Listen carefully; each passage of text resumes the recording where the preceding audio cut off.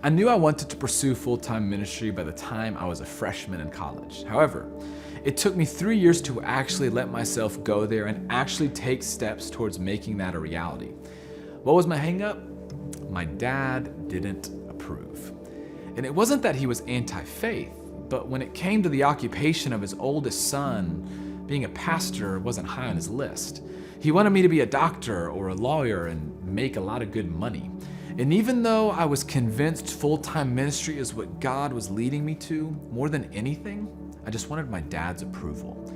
I wanted him to be proud of me. I wanted him to support me. It's why my freshman year of college, I was a pre-med major. Let me just tell you, one semester of chemistry made it abundantly clear that that direction wasn't for me.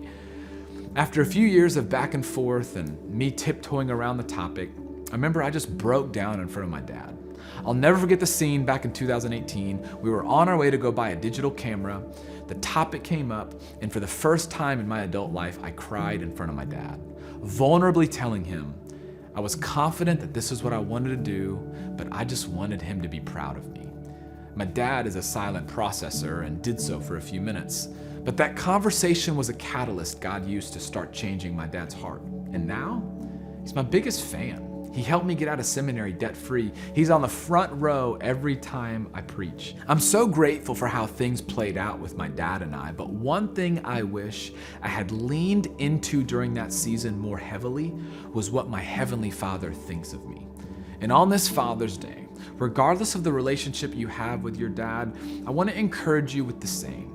The Apostle John writes in 1 John 3:1, "See what great love the Father has lavished on us, that we should be called children of God, and that is what we are." John writes emphatically about our identity. He exclaims from the rooftops with back-to-back exclamation points that in the eyes of our Heavenly Father, our approval as sons and daughters is not dependent upon our performance or our achievements.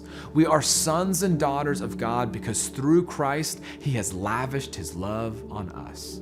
Your Heavenly Father loves you, cares for you, sees you, saved you, redeems you, approves of you not on the basis of your own efforts, but on the work of Christ on the cross. When we allow that to be the source of our identity, we won't find ourselves being held back, but able to confidently walk in who God has created and called us to be.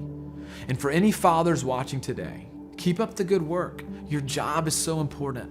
Let us remember today to love and see our kids as our Heavenly Father loves and sees us.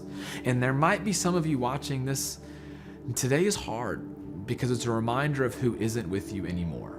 And I just want you to know that your Heavenly Father sees you too, and He's always with you, and we are praying for you.